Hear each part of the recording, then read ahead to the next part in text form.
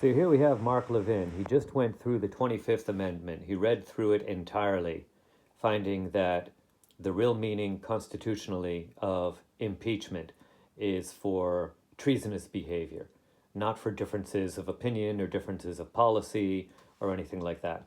Then he laid out the game plan that the Democrat Party would like to win the midterm elections and then then using the numbers, having the votes, go for impeachment again on the basis of war crimes.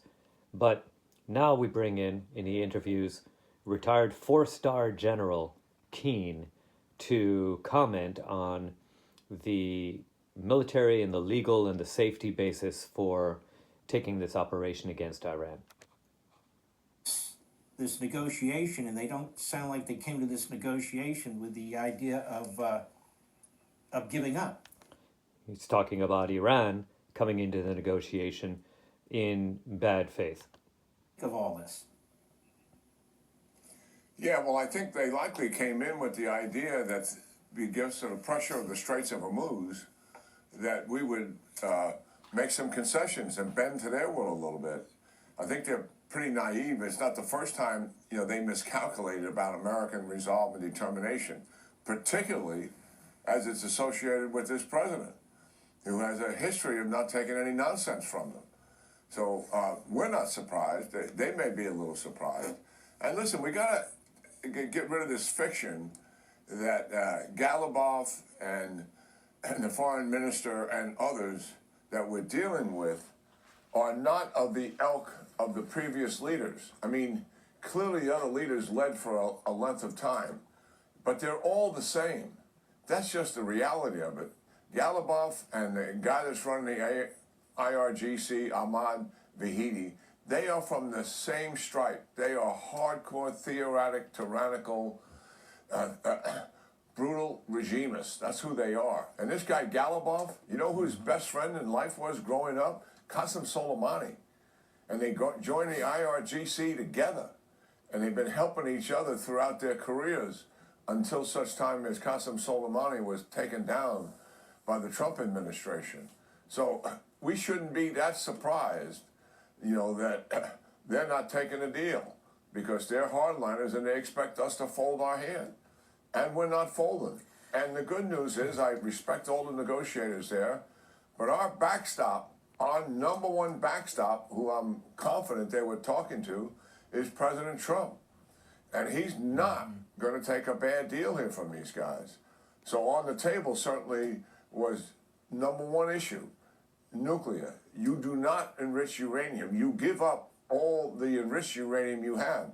You give that up to us, or you give it up to somebody else, and we have inspectors there to verify that we're taking it out. And then all of your nuclear facilities that you have, now we've been bombing some of them, understand that, Mark, but all of those nuclear enterprises that you still have, they have to be dismantled, and that has to be verified. And then there's got to be, not stated in the deal there to us, but certainly on the table, is anytime, anywhere inspections. And why is that? Because you can't trust these guys. I mean, they lie and they cheat. That's just the reality of it. Also, on the table was you're going to have to make a deal so that there's peace in the region with the Arab allies and ourselves. But this is the vehicle for it. And you're no longer going to support your proxies. What brought us to this point with the Israelis and the Americans is after the 12-day war, we recognized through intelligence that the Iranians recommitted to all of their maximalist goals.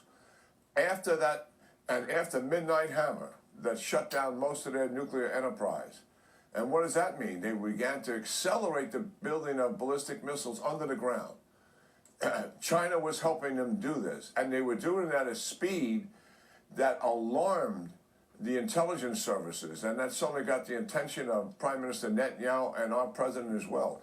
They started, Mark, funneling money through different networks to the proxies, hundreds of millions of dollars. They changed it. What central banks they were using. They were passing it through Istanbul as the last place to pass it through. So their support for the proxies and their determination to use the proxies to help destroy the state of Israel hadn't changed one bit.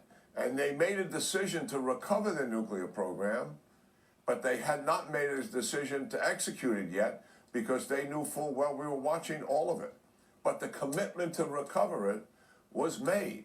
And you put all that together, plus the increase in drone development, and we knew full well it was just a matter of time that the regime would have the nuclear weapon capability and also using all of their conventional means as they have done before to destabilize the region.